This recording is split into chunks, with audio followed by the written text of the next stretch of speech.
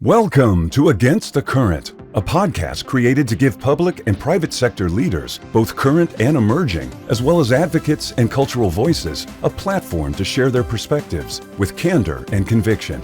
Each episode goes beyond talking points to uncover the real stories, challenges, and lessons shaping today's most important causes.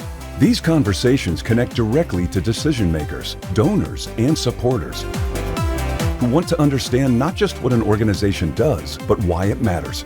You'll hear how faith guides leadership, how conviction drives action, and how bold ideas are shaping the future of freedom and culture, both here at home and around the world.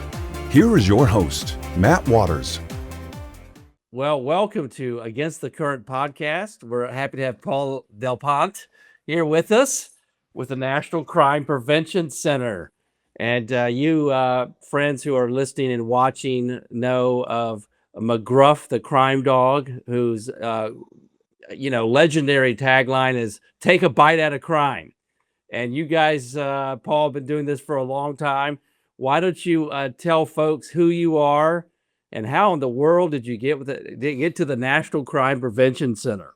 Well, life is not always a straight line, as they say. But first of all, thank you for having me on, Matt. And for all your listeners out there, I hope you're hungry because we're ready to take a bite out of crime and it doesn't taste very good. So you got to stay hungry. Right.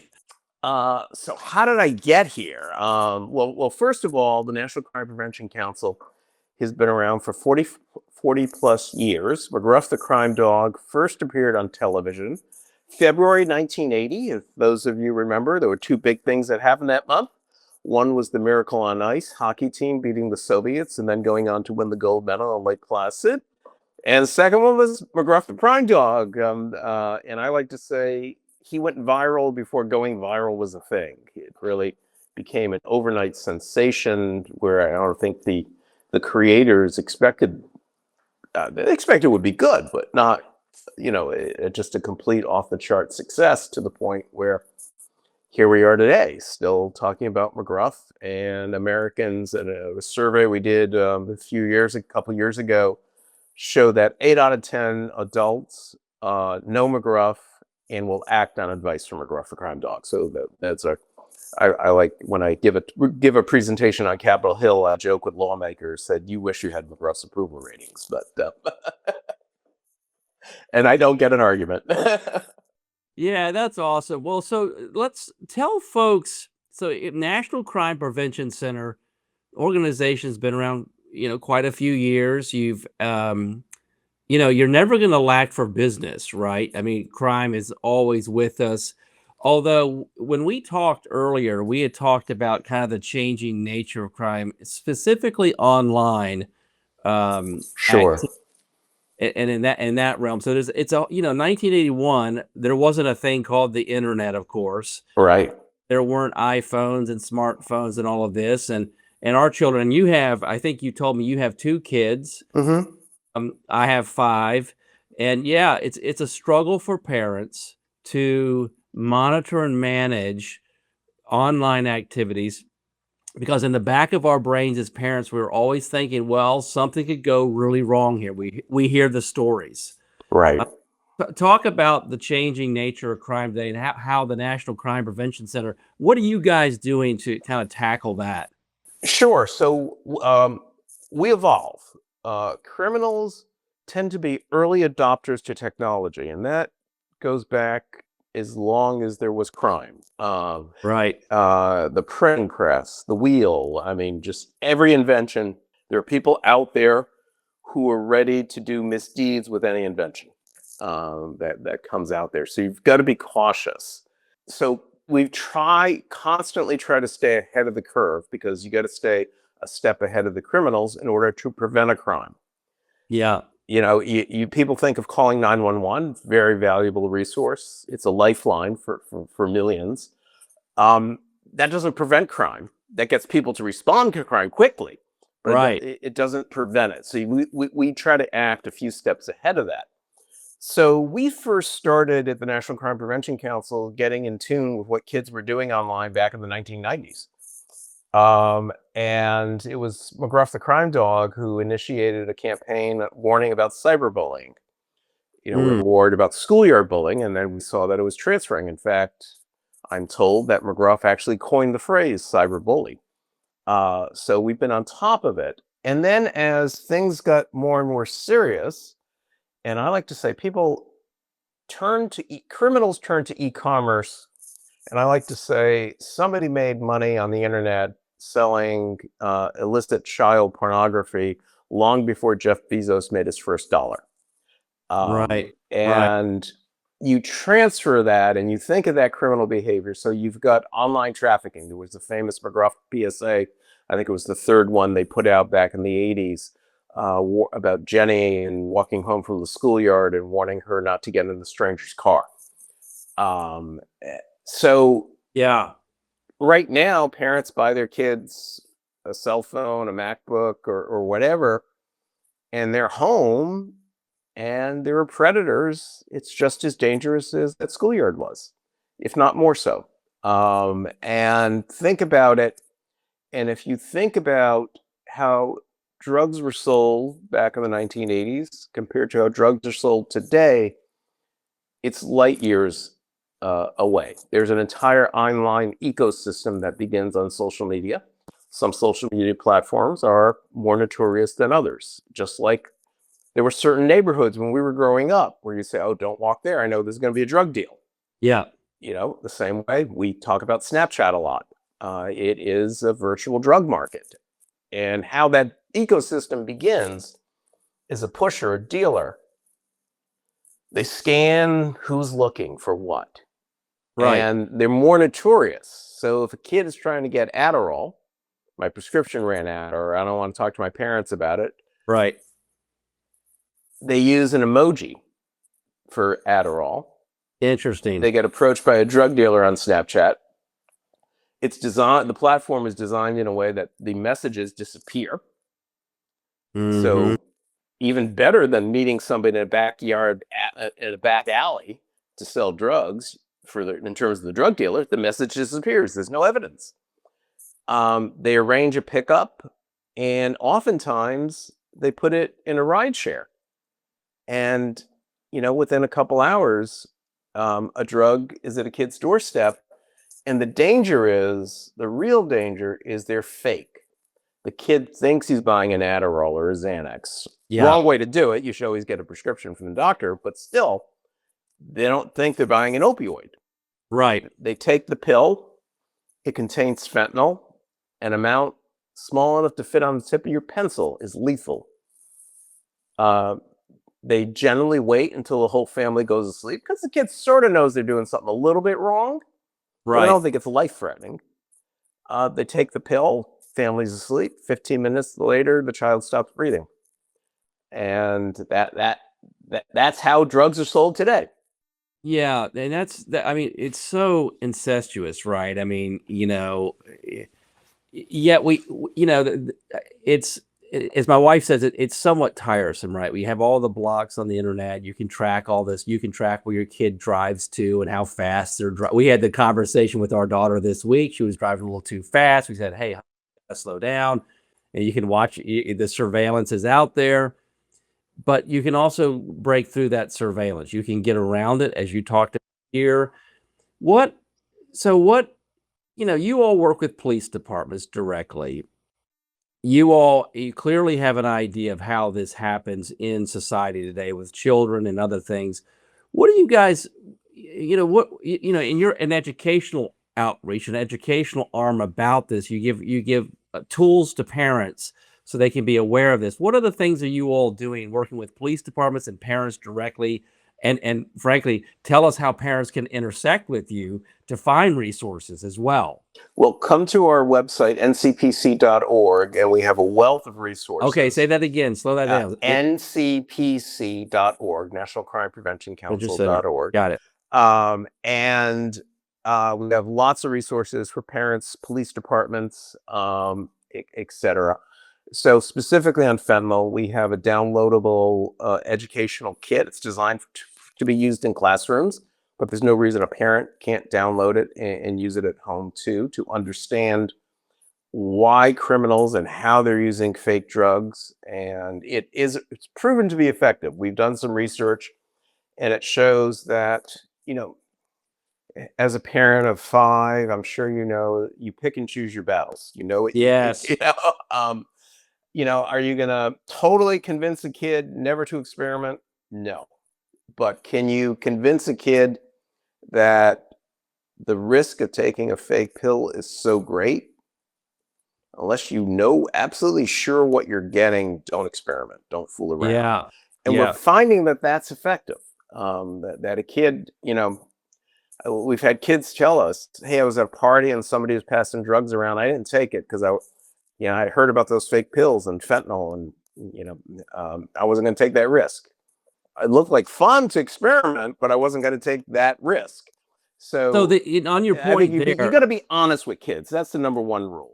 yeah, and I think you're right. It makes me think of, speaking of the 80s, so you guys started in 1980, Nancy Reagan, just say no, right? And a lot of people made fun of, the first lady for doing that, but I think, correct me if I'm wrong, I think it actually worked to some degree. Well, here's the thing. There's a difference between real research and a soundbite. Yeah. So somewhere along the line, somebody used a soundbite in the war on drugs. Drugs won.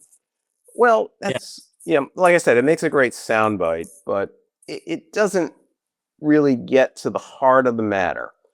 Um, you know, uh, Drugs have been around for centuries, eons, millennium. And people have used them for a whole variety of reasons. Are we ever going to eliminate illicit drugs from a society? Probably not. Um, so what do you look at? You look at different trends. You look at, like I said, you stay ahead of the curve. Like, we already know that drug dealers are going to start to move away from fentanyl and move to other derivatives of it because there's too much heat on it right now. Yeah, right, right.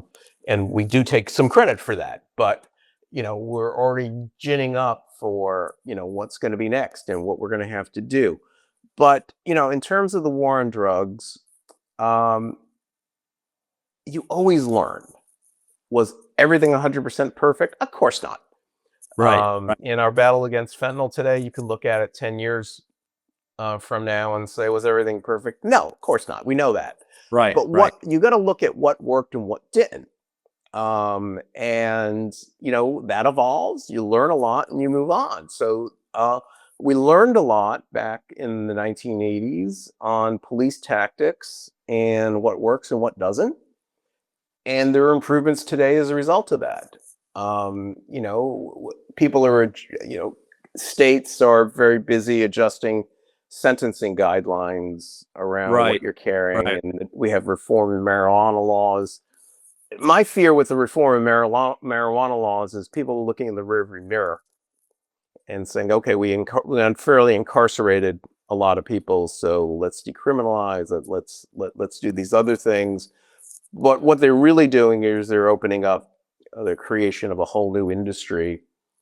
Right. That today's marijuana is not the marijuana that was around in the 1980s. It's far more potent, Yeah. and there are no safeguards across state lines on purity, and there have been reports of fentanyl mixed in with it and some other substances. So it's never going to be perfect. We did learn a lot. It's unfair to say it didn't work. Elements of it worked. Some things didn't, and you constantly look and you work to improve. You talked about, when we talked earlier, about, opportunity. Crime happens around opportunity, and one of the things you want to do, you aim to do, is to cut opportunities, lessen that. Talk about that a second. Share, share with our, how does that work? So a crime needs 3 ingredients to happen. One is the opportunity. You already said that. It needs somebody willing to commit the crime, Yep. and we all know we have an abundance of those. Um, and then it takes somebody with the ability to commit the crime. And different crimes require different tools, different skills, different mindset. Somebody might commit a cyber crime because they don't want to carry a gun down the street, but it's still a crime.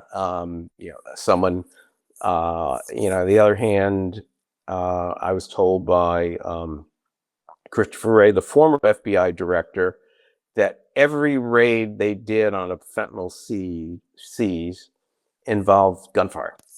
Everyone. Wow. So, in the States, in the States, abroad, anywhere. It's if you are so when you say that, what you're saying is that there are gangs. there are cartels. There are gangs. Cartels, yeah. Who are the main dealers, and that's who the FBI and DEH tend to go at. They want to Yeah. get the big supplier. So if you're going to get in that business, you need certain things. You got to be ready for it. So not every crime has the same type of person involved. So then you think about, well, what is it that you can control? And it's the opportunity for that person who's wanting to commit a crime to thwart them. And that ranges from, the very simple, make sure you lock your doors, to the more complex. Let me get an alarm system and let me have somebody install it and inspect the property and things like that. And common sense things. And a lot of times people try to take the easy road out and common sense falls by the wayside. It's like cars now, most of them have a key fob. It tends to be bulky. People don't want to carry it around in their pocket. Right. They leave it in the console of the car. Well, if it's in the console of the car and a crook comes along and presses the ignition button, and it your car's starts. gone. Yeah. Right. You want to cut those opportunities by being smart, right? Because they're exercising some common sense. I saw something where a woman was unfortunately murdered. And, you see these stories every day, right? Every day, front page, there's a murder, there's a crime. And what the response was, well, she was in the wrong place at the wrong time. And the criticism of the person who said that was, well, you're blaming her for her own murders, right? And yeah, that's but there is an element of truth of, hey, exercise common sense. If you're a single female and you're out at a certain time of night or whatever. You want to stay ahead of the criminal mindset is what Correct. you want to do. We never blame the victim. In a crime, there is only one person to blame or several. It's the perpetrators. They are the ones to blame. They're the ones who have the criminal desire. And then they carry out the act. So that's why we have sound like the intro to Law and Order. The criminal justice system is set up to deal with them. Yeah. But in terms of your own self-protection, your own crime prevention, have a plan. You're going to a football stadium. Game. It's a night game. You want to make sure you walk with friends and other fans. Easy to do. Don't walk alone. Yeah. I mean, there are 60,000 people in the stadium. You can find somebody to walk with. Things like that. Because where there is a crowd, there tend to be criminals too. Yeah, that's interesting. And so let's stay there a second. If there's a crowd, there's criminals. What are the things do you tell people? I mean, like things like, there's, and do you have a kind of a checklist? I mean, here we are a day after a tragic airplane accident up in LaGuardia Airport in New York. And my father-in-law was a pilot. And he said one of the things that really helped airline safety was literally putting a sticky note checklist in the front. Check the oil, check the window wipers, check, right? The air in the tires. And that reduced accidents like 90%. So a similar vein, is there something out there that you say, hey, if you make lock your doors. Right. Talk about that. You want to develop safety habits, as we call them, because you want to be safe every day. Different people respond better to different memory tactics. Some people like sticky notes. Some people like to do a voice message in their phone. Whatever works for you is what we recommend, because everybody's a little different. But start with the basics. Check your windows and doors to make sure they're all locked before you go to sleep. We're getting in that springtime weather where you might want to leave the windows open. Well, you can leave the windows open on the second floor, but not on the first floor. And you want to take care of those things. If you have an alarm system, even the most sophisticated alarm system doesn't work if it's not turned on. So Good. Yeah. I mean, I think it's You right. know, number one cause for home alarm failures is the system's not engaged. Um, uh, so you've got to think ahead when you're out and about. Travel safety. That's an area we get a lot of questions on what are the things we should do before we go. Well, first thing is let a neighbor or friend know you're going away. Yeah. They live next door to you. They'll keep an eye on the property. They see something Yeah. strange, they can call 911. Right. Right. Good. Make sure your mail, put a stop on your mail so it doesn't pile up. Noticeable signs. We don't have to worry about newspaper deliveries anymore.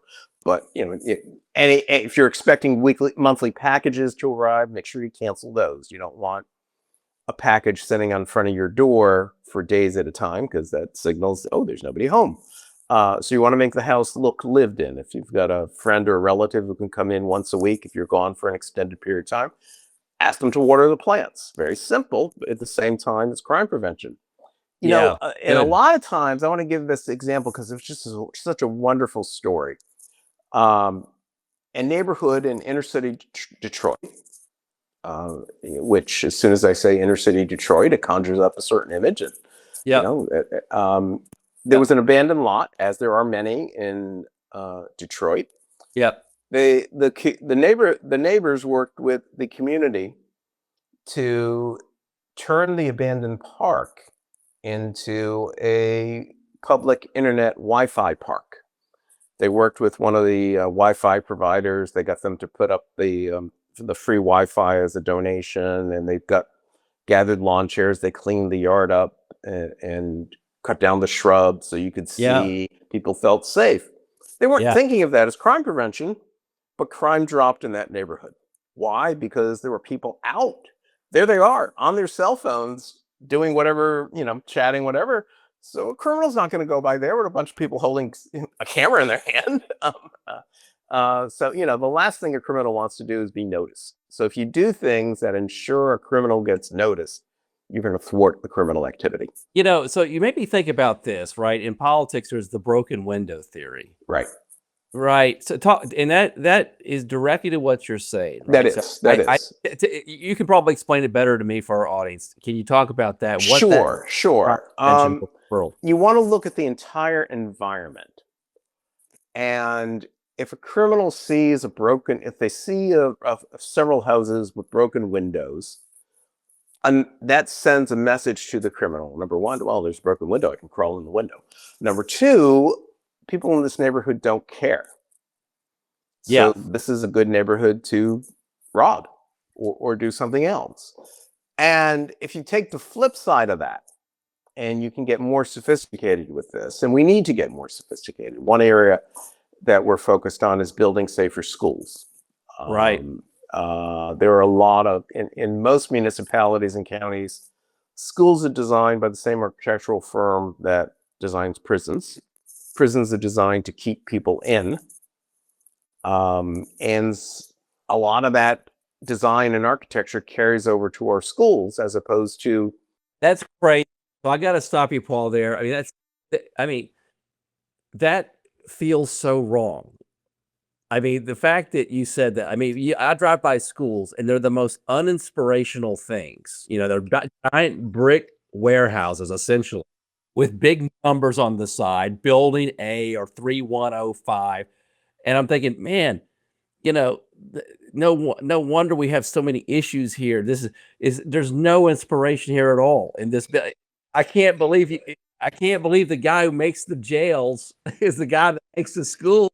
They got the county contract, and it's a big building. It houses people. It's efficient. But we need to think about the crimes that are happening at school today. Yeah. And the fears that parents have when they drop their kids off in the morning. Correct. And do things that thwart against that. So you can make a school more appealing looking. The entranceway should have more gardening, but low-level shrubs so they don't obstruct window views. Schools probably need to have more windows. And you can also use a higher grade glass that is bullet resistant. Wow. And you should. We have And that's why I said, while we talk about criminals being early adapters to technology, society needs to move at the same pace or faster than criminals is our message. We're not anti-technology, we're a pro-technology. Yes. Let's get on top of it. We do have new building materials that are safer. I'll go back 100 years ago. School fires were commonplace for a lot of reasons. A lot of wood was used to build schools, and and a whole bunch of other things. And so people got on this. Right. Since the time Columbine happened, there's not been one death from a school fire. And as soon as I say Columbine, and you're trying to think how many school shootings there were, you lost count. There are dozens. Yeah. Right. Yet we were able to build schools that could safeguard against fires. We can also build schools. Nothing is foolproof. Someone intent on committing wrongdoing will find a way. That's the sad reality of it. But we could certainly reduce the number of chances and the number of opportunities that someone has to harm our children in schools by building better schools. Let me ask you kind of maybe somewhat controversial, but you talked about the gun question, right? I mean, I'm a concealed carry person. I wish I weren't. The only reason I did it was because I was living in a crime-ridden area, and I was held up twice, and I thought, and honestly, had I had a gun in both those instances, I don't know that I would have, in a shootout, I don't think I would have been on the winning end of that, frankly. And I hope I never ever have to do anything like that. And I don't carry as much as I probably should, because I'm in a safer neighborhood now. But what about teachers and carrying? I mean, I know there's been talk about that. There's been talk about it. What we recommend is, and there was some controversy around this, and some school districts took out school resource officers. That is a wrong move, because as soon as in each one of those communities, as soon as there was a gun incident, the first thing the parents said, "Why weren't the police there?" And what we're seeing is districts that did away with school resource officers have put them back because they realized that was a mistake. Now, when we talk about, here's a mistake a lot of people make. We saw a spike in this during COVID. People felt unsafe. They buy a gun. Yeah. They keep the gun in their dresser drawer. They've never been to a shooting range. They don't clean it regularly. They don't check it regularly. Right. That's a mistake. If you're gonna take the step to buy a gun, make sure you're ready to make the time commitment and investment to use it properly. Because as you pointed out, if it came down between you and a bad guy probably has had more training than you. Yeah. He's probably fired that thing before, not for the right reasons. Yeah, right. So a common mistake a lot of people make is, I'm going to buy a firearm to protect myself, but they don't take the steps necessary to how to use and store it properly. Yeah, right. I mean, you're right. I mean, that's a good And you point. think about a police officer and all the training they have to go through, and part of it comes down to, one of the things a criminal takes advantage of is the element of surprise. They have that over on you. Good point. Let me ask you this on again, another, it's sort of controversial. I think it was John Lott wrote the book years ago, More Guns, Less Crime. And I think that was the title of it. And I think it was hit. But the point is if you have areas where guns are restricted, violence is higher, versus guns are allowed, violence is lower. Is that true? What's your thought of that? So I have not seen really good studies. What the data show is sort of the opposite, though. It's where gun ownership, and think about it in an insurance actuarial way. Yeah. Where gun ownership is higher, there are more gun injuries and more gun deaths. Does that mean they're accidental, or were they perpetrated? The studies haven't made that fine line distinction. But think about it this way: are there more boating accidents in Wyoming or in Florida? It's like I said, in an actual actuarial way. If you have something Right. The more of it you have, the more chances that something's going to go wrong with it. Like I said, I think the best common sense, gun ownership in this country is a personal choice. Yeah. But if you make that personal choice, learn how to use it properly.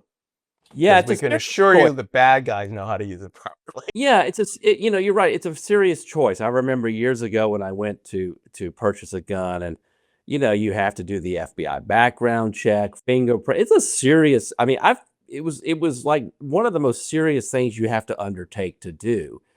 And then to get a concealed carry, of course, you've got to go through the training, you got to understand the mechanism, how it works. And it's,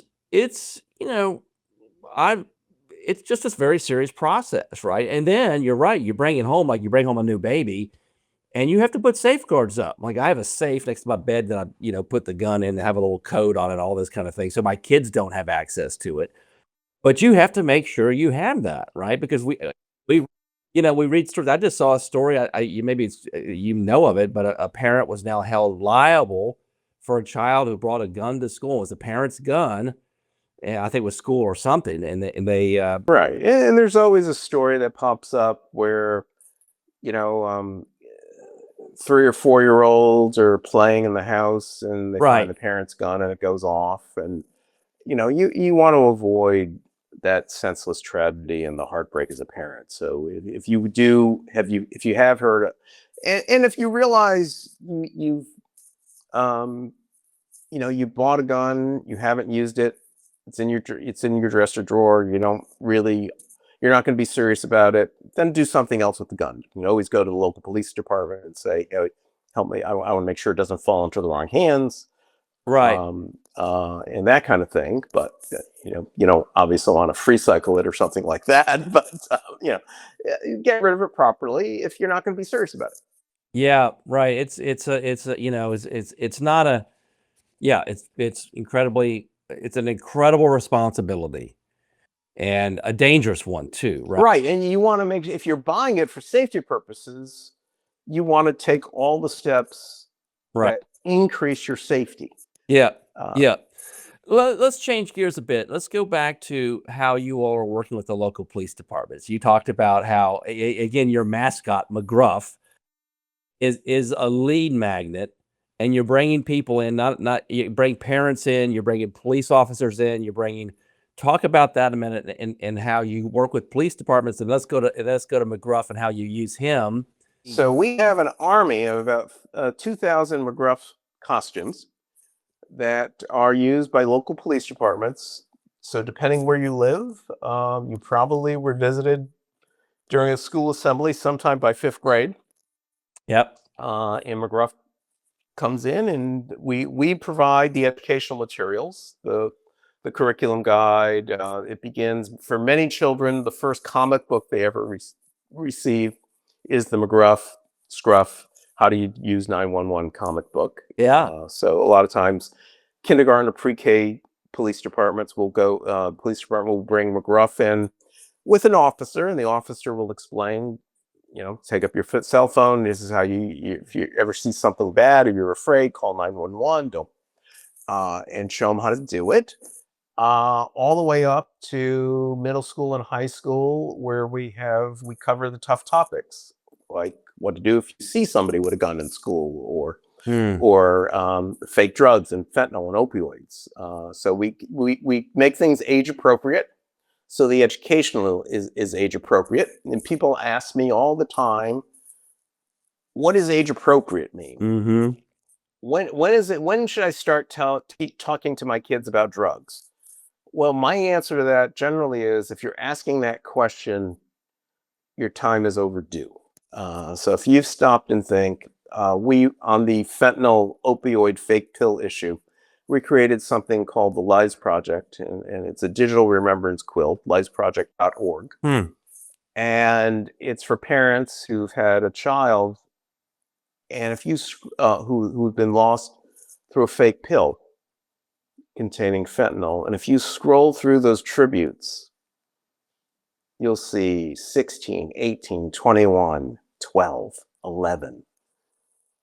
So it's not, that it's not too young. You want to start talking to your kids before you have to write a remembrance to your kid. Wow. Yeah, that's it's really neat you all are doing that.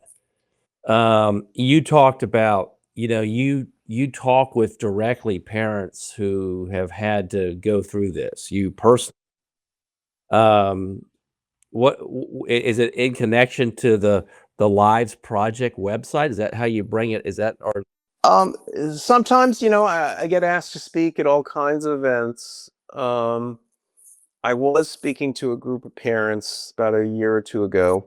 Gentleman, it was an online forum, and he pressed the raise hand button, and I called on him. John was his name.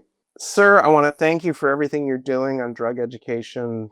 Let me introduce myself.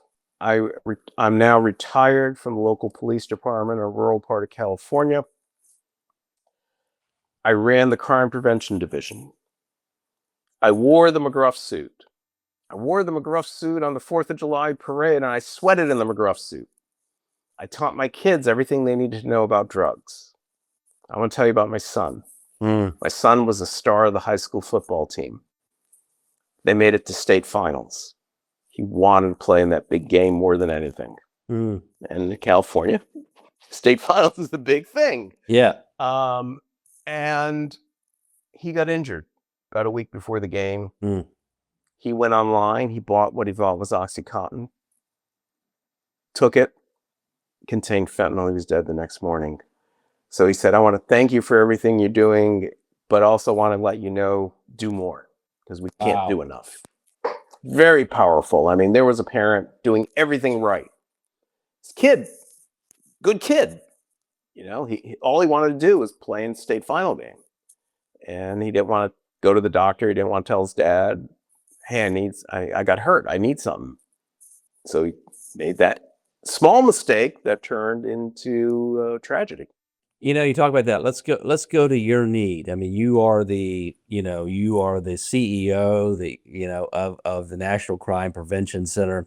What do you all need? And that's need, right? You can't save the world if you can't pay the rent. There you go. Right? Well, thank you for that. We rely on the help.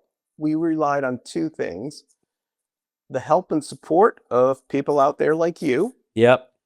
As well as your involvement and your commitment to help take a bite out of crime. And you can do that in small ways. You can do that in big ways. We've got a McGruff shop if you want to support. 100% of the proceeds from our online shop go directly to support our activities. You can buy a t-shirt. We have the nostalgic 1980s McGruff. We have the new McGruff, which we reanimated in 3D animation for today's generation, and mugs, t-shirts, and all those kinds of things. You can make a direct contribution. You have merchandise. Right? We have merchandise. You have one revenue line that's merchandise. That's good, and you've got a great salesperson in McGruff. We do. He's a handsome dog, and direct contributions. And the best thing you can do is, even if it's a small amount, if you make that monthly. Yep. And reoccurring. Good. Yeah. That's revenue we know we can plan on. And as you know, in this business, trying to stay a step ahead of the criminals, being able to plan is a big part of that. Yeah, that's terrific. And so Paul, where are you putting your funding? I mean, what is the kind of, if you look at your expenses, it's education, I imagine, and it's through education. So to give you an example, and we make every dollar go further than I think any nonprofit out there. Good. For every dollar you give, we give about a 200 to 1 return on investment. Why? Because the power of McGruff, and I like to say, when you think about public service advertising, McGruff the Crime Dog is the McGruff the Crime Dog of public service advertising. We put out an ad, stations air it. We don't pay for that airtime. PSA, it's public service announcements. Public service announcements. Yeah. They are still out there. Yep. Our latest one on the dangers of fake pills and fentanyl has just been off the charts. The whole campaign has received 5 billion impressions. That means the ads have been seen 5 billion times all from donated airtime totaling about $250 million in donations. That's amazing. So, and where do they see this? Is this on? Is this They'll see it, whatever they, Facebook, whatever? I'll give a shout out. NBC Sports has been terrific. Celtics made sure that we were on all during the playoffs when they're in the when they were in the playoffs, and they won the championship a couple of years ago. Wow. Huh. So we have McGruff has a lot of fans out there, so we want to thank them. We are big on sports because we also sponsor. You can see in the background we I have saw it. a driver on the NASCAR circuit, Joey Gase. You can be at the track and support our race against crime.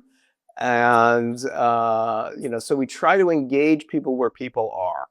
I love it. It's just terrific.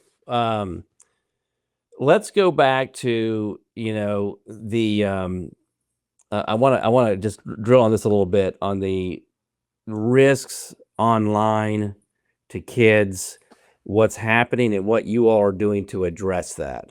Sure. And let me also tell you, it's not just kids. Adults need to be cautious too. Thank you. Correct. Yeah. Most fraud is committed, or at least begins online. Yeah. And we are woefully unprepared. But in terms of dangers of kids, we talked a bit about being age appropriate. Right. Think about that for a minute. Think about questions you might ask yourself. Think about yourself growing up. Would your parents give you a subscription to Hustler as a 14th birthday present? Yeah, very good. Of course not. How many parents will give their kid a cell phone for a 14th birthday present? Yeah. Many.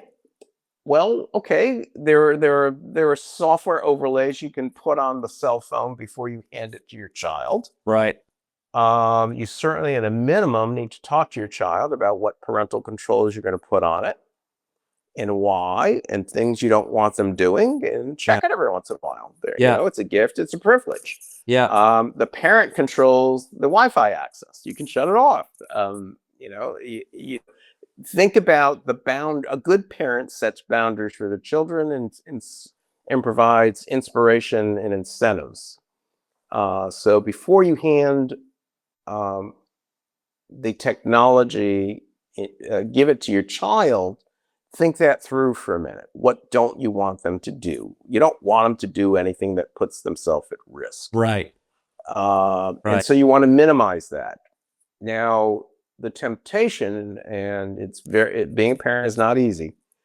And we also we're trying to work with a lot of the technology companies and the social media companies, especially on changing the framework and having them build safer platforms. It's one thing to say, okay, you have to be 13 to use this software. Yeah. Well, there's a lot of gray area, and the courts are taking a harder look at some of the stuff, but that's going to take years. The companies need to come to the table and help build safer programs and work with parents and groups like us, right, who want to make safer platforms. On that note, Paul, states are doing this too, right? I mean, like even some states, Kenya, they did an age requirement to get into these websites. Age requirements, we're not big on that because we've had age requirements for many years on alcohol and tobacco sales, and people work around that. They're not foolproof. But anyway, yes, states are doing that. States are being far more active than the federal government in terms of filing lawsuits at the state level on some of these platforms. We mentioned Snapchat. Since the time we started ringing the alarm bell on drugs being sold on Snapchat and the prevalence of it, 6 states have gone to court against Snapchat. The most extensive lawsuit so far being Utah. Very detailed, very specific harms that happen to children in Utah on Snapchat. We have a tremendous support, Republican and Democrat, from state attorneys general across the board. I'm in frequent contact with them, speak at their national meetings, and we exchange information all the time. So there's a lot happening on that front, because ultimately it's going to come down to think about the car analogy. You know, and think about the information superhighway. We started going on the information superhighway with all this excitement. There were no traffic lights. There were no seatbelts. There were no airbags. Right. And here we are 30 plus years into the internet. And for the most part, there were still no seatbelts, airbags, safety, traffic lights. So we need some of those things. Yeah. You know, is it easier for the companies not to have those things? Of course. Yeah. But at the rate in which, you know, you talked about drugs in the 1980s. Yeah. Yeah. And where we are at fentanyl. If you look at the crack and cocaine epidemic and what's happening with opioids and fentanyl, the numbers are not even close. Sadly, the number of deaths that we have, especially among young people, from fentanyl, largely due to fake pills, because this is not a kid who was out seeking to buy fentanyl. And let that sink in. You may have a 12-year-old and they somehow get their hands on a fake pill. 3 or 4 fake pills containing a small amount of fentanyl are enough to make that child addicted to an opioid. They're addicted to an opioid before the child, the parent, or the pediatrician knows they have an addiction. You know, going to 30,000 feet, I mean, what I hear you saying is parents have to take a very active role, you know, regarding their kids. And, you know, I had, you know, again, kids who do this, they go online, they want to sell something. I had a kid, he was 15, he wanted to sell, I forget what he was selling, but it was a scam. I mean, he was going to go drop in the post office and they said, oh, the check will be there, it'll arrive today, or it'll go through PayPal or something. And we called our son last minute and said, you know, you probably shouldn't send that, I don't know, it was an iPad or something to that person until you get paid. He said, well, no, he said he would do it. And I said, well, you need to be a little bit more, you know, you're a little too trusting. Where I'm going with this is it, and the kids too, they just don't think, well, you know, if I'm on the internet, you know, it's all fine, it's all good. And you're right, there's so many rabbit holes for kids and us, frankly. Absolutely, I was just going to add, the kids aren't the only ones. Yeah, right. It's not just kids. I mean, it's a very, you know, you just have to be very cautious about it, and which leads me to my second point, which is AI. Right, kids and adults are using AI like a personal assistant and saying and asking them whatever they want to ask them under the sun. Everything from how do I commit suicide and people doing it. You know, what say you about, you know, this new thing called AI coming at kids now? Are you guys, is it something that worries you? Are you thinking about that, or where's your head? You know, there's always going to be new technology. In 10 years from now, we'll be, if we're blessed, we'll be sitting here talking about something else. Yeah. So you have to look at it from that perspective. You're not going to stop technological progress. You're not going to put the genie back in the bottle. And anybody who thinks they can, you're kidding themselves. So you've got to take that as the basic assumption. And like I said, criminals are the early adapters. You know, they were using AI to generate child pornography before most people even heard the term AI. Yeah, right, right. So AI, to some extent, is going to be what ultimately thwarts some of these crimes. It's going to be AI that stays ahead of the ability to make a fake pill, then can identify a fake pill. Interesting. And that's ultimately how we're going to break the back of some of these things. We just have to get accustomed to being out there in front of it. And sadly, we're behind it. You know, there are criminal enterprises that have more computer capacity than many local police departments. That's backwards.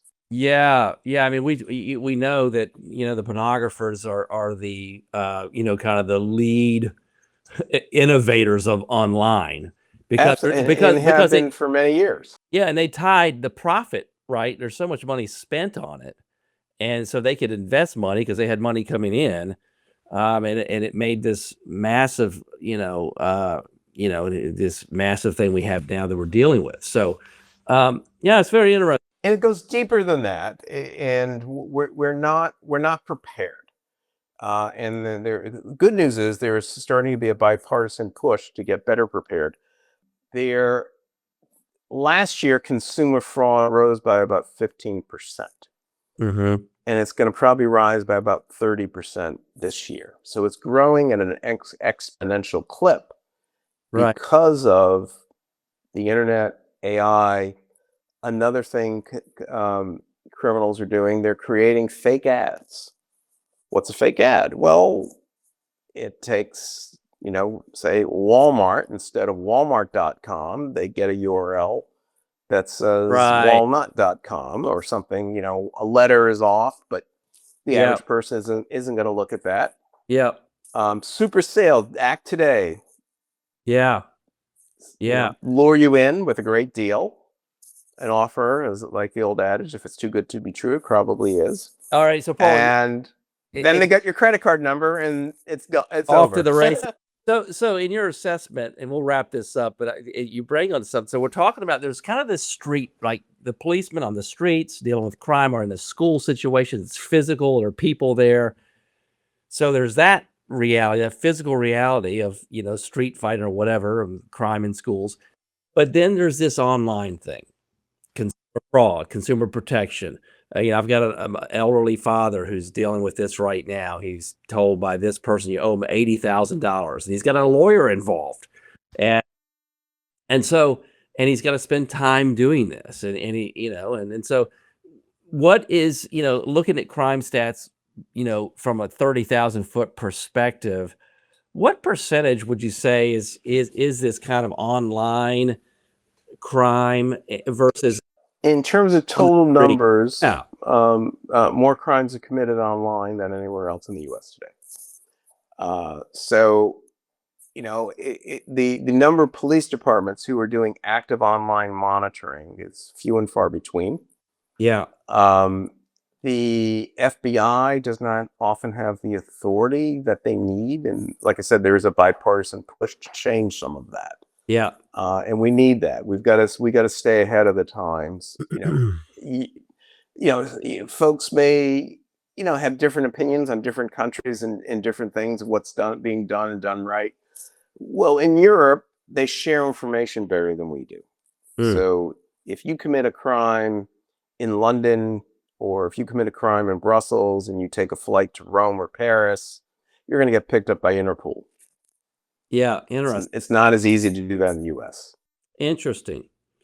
Well, look, I want to wrap this up. This has been fascinating, and you're right. I hope that one day it'd be great to have this problem go away. But again, going back to my kids, I said, if you want a safe job in America today, work in the crime industry, because people are always committing crime. They started back in, Cain and Abel, and it's been with us a long time, unfortunately. Right. Sadly, it's true. But, on the flip side of that, there have been surveys out that tells people about rewarding careers. Yeah. And a career in public safety is always high on the list. Interesting. Yeah, that's great. Well, look, because you see it every day. You feel something that you've accomplished every day, and that means quite a bit to someone. Yeah, and I got a brother-in-law who's a police officer, and I have another brother-in-law who is in the intel community, the Army, and he's, it's pretty hot right now in the Middle East. But my brother-in-law on the streets as a police officer is in much more danger every single day than is my, brother-in-law in a war situation. And I think that, when you look at people that devote their lives to this and risk their lives for this, really hats off to them for doing that sort of work. And this work is often very hard work. And while it's rewarding, I think you're right, it's also very hard. It is. There's the mental toll that it takes on the officer and the family. Mm-hmm. And it really is, having spoken to many, many police officers and other law enforcement officials, the job ultimately comes down to you're saying goodbye to your family in the morning, you're going off to work, and they're left not 100% sure you're coming home that night. That's right. And that just the mental burden of that alone. That's right. Is something that Yeah. is a lot. And then, the officer comes home and had a hard day, and maybe there was a shooting or, some kind of situation, even a car accident, right? I mean, I'm squeamish over giving blood at the local.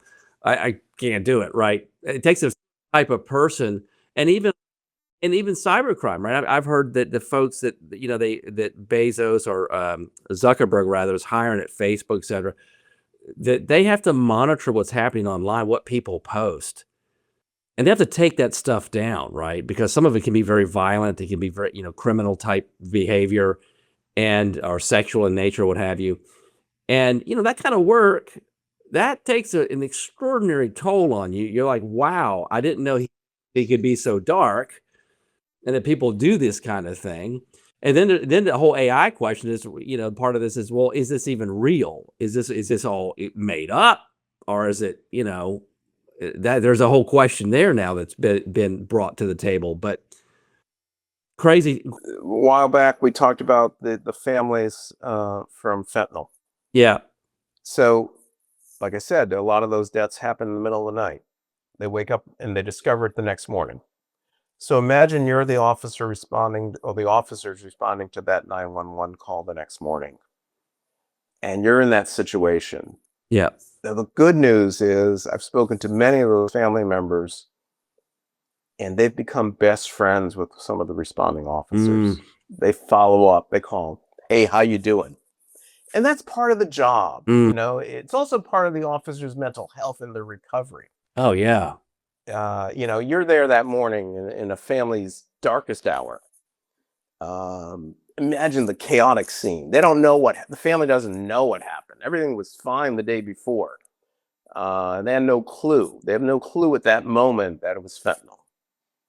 It takes a while. They got to do the autopsy and all of that. And then slowly the clues get uncovered. But that morning is absolutely chaotic, and you're the responding officer in charge. And it's your job to try to bring order in whatever peace you can that moment to that family. Yeah. And so many officers do it with such humanity. Like I said, they become best friends with some of the victims years later. Well, I tell you, But look, let's end on our happier note. Yeah, Paul. Yeah, absolutely. First of all, thank you for doing this. Thank you for doing this work and stepping into this role. And tell people again how we can find, the National Crime Prevention Center. Give that web address and anything. Web address one more time is ncpc.org. And the website is open 24 hours. You find resource materials. You find the McGruff shop. Yeah. You'll find all sorts of things. We have a TV archive of all the McGruff's greatest hits. Nice. Which you can go down that rabbit hole and spend hours watching old McGruff PSAs and take a chuckle at 1980s fashion too. And, awesome. Yeah, I love it. Well, great. Well, look, thank you for coming on, Paul. We appreciate you. We just herald your work. It's terrific that you're still out there. Needs to be done. I think more of it needs to be done. So the listeners, if you feel an impulse, a heart tug, go give, support, reducing and ending crime and stopping crime. Be a crime fighter. I think that's one of the most rewarding things, even as armchair activists can do. It's something everyone can do. Right? We can give something. We can educate. We can share a video. We can post something on social. So hopefully our friends will do that. But again, thanks for coming on. Delighted to be on, and happy to come back anytime. Thanks for listening out there too. Great. Thanks again, Paul. God bless. Thank you, man. Yep. See ya. Against the Current podcast requires more than a conversation.